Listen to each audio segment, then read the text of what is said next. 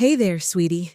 Come sit close to me, and I'll share a story that's been weighing on my heart for over 60 years. My name's Mary Louise Thompson, but folks around here just call me Granny Mary. I'm 89 now, and I've lived through more than most. I just brewed some fresh coffee the old-fashioned way, in a percolator on the stove. No fancy machines for me. My grandma taught me that coffee needs soul, you know? How do you make yours? With a drip maker or something else? These hands of mine, they're wrinkled and spotted now, but they've done it all. Planted gardens, wiped tears, held babies, and even clenched into fists when I had to fight for myself. Because let me tell you, a woman who's been through what I have learns quick that sometimes you stand alone. Protection from men? It can turn into the scariest thing out there. You might wonder why an old lady like me is spilling such a heavy tale. Well, I can't carry it alone anymore, and I figure you younger folks need to hear how tough it was being a woman back in my day. You think it's always been like this, with laws protecting us and all that? No way, honey. Back then, we were property. First your dad's, then your husband's. And if he died? Things got real complicated. Grab a seat and get comfy, because we're heading back to 1946, right here in rural Georgia. I was born in a tiny farmhouse outside Atlanta, during a storm that rattled the tin roof. My mom, bless her soul, was named Clara.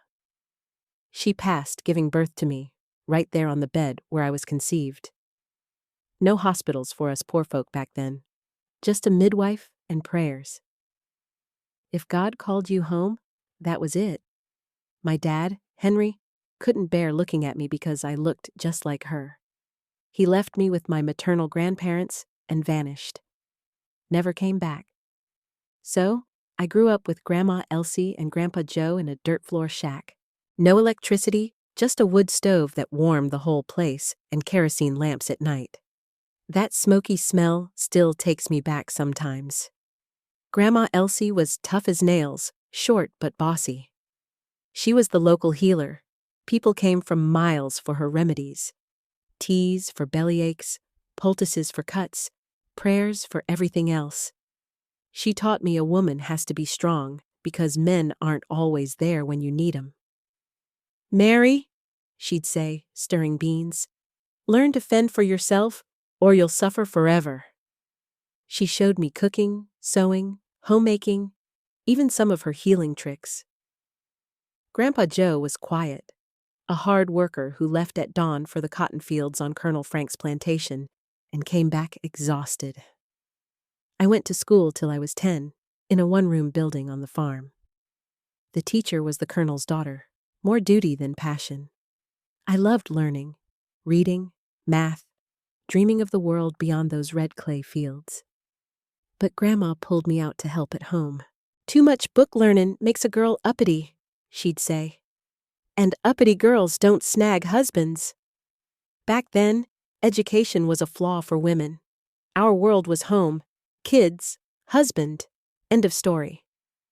By 10, I was working the fields, milking cows before sunrise, tending the garden, gathering eggs. Afternoons, I'd wash clothes in the creek, beating them on rocks and laying them in the sun. My hands cracked and bled, but kids didn't get easy rides then. At 14, my body changed. Curves came in, and men started staring. Grandma worried. A girl's gotta marry quick once she blooms, or tongues wag. Single past 16? You were an old maid, fodder for gossip. That's when the marriage offer came. Mr. Ellis from the next farm had a son, John, 18, steady and handsome, no bad habits. He approached Grandpa Joe one Sunday afternoon. I overheard from the kitchen while peeling potatoes. Joe, he said, my boy's ready for a wife. Your granddaughter marries a good girl. What say we join families? Grandpa didn't blink. Honor to us, Ellis. Mary's solid. She'll make him happy. Just like that, my fate was sealed. No one asked if I wanted it, if I liked John, if I was ready. I was 16, barely knew him, but promised. It's for your good, Mary, Grandma said that night, brushing my hair. John's from good stock. Land, cattle, respect. I cried hard, not because I hated John. I didn't know him enough, but because my childhood was over. I was becoming a woman overnight, decisions made for me. 3 months later, we wed in a simple white dress Grandma sewed, wildflowers in my hair, at the town church. The party had music, food, moonshine for men, soda for women. Everyone said I glowed, but inside, I was terrified. That night, at his family's house, I shook like a leaf. It was a big brick place with a porch and indoor plumbing. Fancy for me.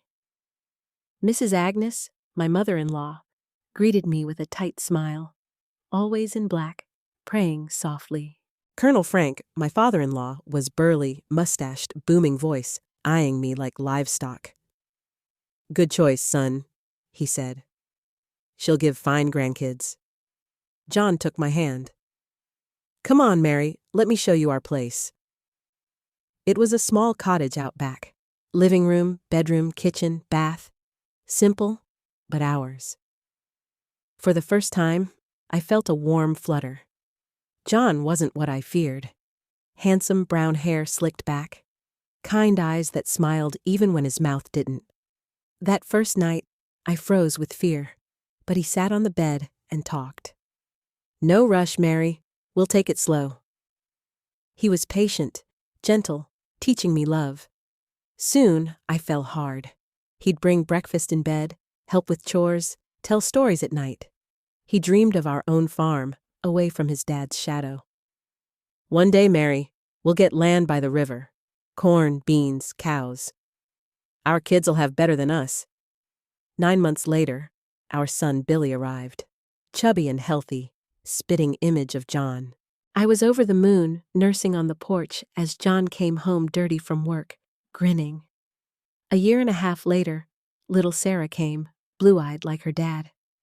Our cottage burst with joy. But life on the plantation wasn't all sweet. We depended on Colonel Frank for everything. House, food, John's pay. He controlled it all. Wake times, jobs, even visits. Women like me and Agnes needed permission to leave. "Women wandering get in trouble," he'd say. Still, I was content. Husband, kids, roof. I thought it'd last forever. Boy, was I wrong. John started coughing, a dry, nagging hack. We blamed farm dust, but it worsened. Fever, fatigue, no appetite. "See a doctor, John," I begged. We tried home remedies, but he delayed. "Tomorrow, Mary, work's piling up." Until he spat blood in the wash basin. His face went pale. Mine crumbled. That afternoon, Colonel Frank fetched Doc Harlan from town. The old man examined him, listened to his chest. "Tuberculosis," he said. "Contagious. Isolate him, keep kids away. Pray, ain't much medicine yet." Grandma Elsie stayed 2 weeks, helping with teas and prayers. She swore she was immune, having helped TB folks before. But 2 months in, Grandpa Joe showed up, eyes red, hat in hand. "Mary, Elsie's gone. TB took her last night." Her burial was quick, no big farewell, fearing spread. I couldn't even say goodbye properly, stuck caring for John. Grandpa Joe broke after burying his wife of 50 years. John isolated in a back shed. I alone tended him. Others feared contagion. Daily, I brought food, remedies, love. Watched him waste away, clothes loose, face hollow, eyes sunk. Worst was his sadness. "Mary, I'll leave you a young widow with babies." I'd cry alone at night, strong by day, promising he'd heal, we'd get that farm. But one hot afternoon, weak as a twig, he grabbed my hand, eyes wild. "Mary, listen. When I'm gone, take the kids and run. Far from here." "John, you're feverish." "No, promise. You don't know my father like I do. His family's ways." Tears filled his eyes. "Promise you'll flee." Scared by his desperation, I swore it, just to calm him. John lingered 4 months, coughing blood, sweating fevers, melting like wax. I slept on a pallet by his bed, waking to comfort him. He died one March morning, birds singing outside, holding my hand. I was 19, widowed with 2 toddlers. The funeral was sparse. Billy asked for Daddy. Agnes said, "Stay as long as needed. The kids are family." I forgot John's warning amid grief. But 2 weeks later, Colonel Frank entered my room at night. I nursed Sarah, half asleep. "Mary, we need to talk." Odd timing, but he owned the place. He reeked of whiskey, sat watching me feed her. I covered up. "You're too young for widowhood," he said. "Need a man." "I'm mourning, sir." He edged closer. "You need protection. I'm head now. My duty." His eyes hungered. "Go, please. Late." He grabbed me. "You belong to this family. Always have someone. Father, husband, now me." I fought, but he was strong. "Be good, or you'll end up on the street with those kids. Bad things happen to lone women." Threatening my babies chilled me. He left, saying, "Think on it. I'll return tomorrow." I trembled all night. Run? Where? No money, no family left. Tell Agnes? Would she believe me over him? No escape? He'd trapped me. Next day, I confessed to Agnes. She nodded. "It's normal, dear. In his family, it's tradition if no other son. His right." Horrified, I begged. She shrugged. That night, he came. I pleaded, "No." He forced me right there, kids asleep nearby. Quick, brutal. "Now you understand," he said, leaving. I slid to the floor, numb, hating myself. I wasn't human anymore, just his thing. Sleepless, I remembered John's plea. How'd he know? Only Grandpa Joe could help. Morning, I asked Agnes to watch the kids. I'd visit him. She agreed. I walked 2 hours to his shack. Found him in the fields, bent over weeds. I collapsed, crying. "Grandpa, help!" He dropped his hoe. Told him everything. Threats, violence, promise to John. His eyes widened. "Mary, this ain't right. Never heard such evil." But he was broke, shack falling apart. "How can I take you and kids? Colonel's powerful. He'd find us." My heart sank. Then his eyes lit. "I'll sell this place, give you the money to run." "Your home?" "My life's over without Elsie. Take it. Few days to find a buyer. Hold on till then." Hope sparked. That night, Colonel came. To buy time, I lied, on my period. He laughed, forced anyway, discovered the lie. Rage exploded, slaps, punches, hair yanked. Marks lasted weeks. Lie again, worse. Agnes saw bruises next day. Morning, Mary. No shock, just knowing pity. She knew, accepted. Never resisted after. 46 nights of hell, accepting silently, dying inside. Lost weight, hair fell, eyes red. Prayed for Grandpa's sale. One sunny morning, he arrived with a sack, hugged me. "Sold it, not much, but enough for bus tickets." "You?" "To kin in Alabama. Address in pocket.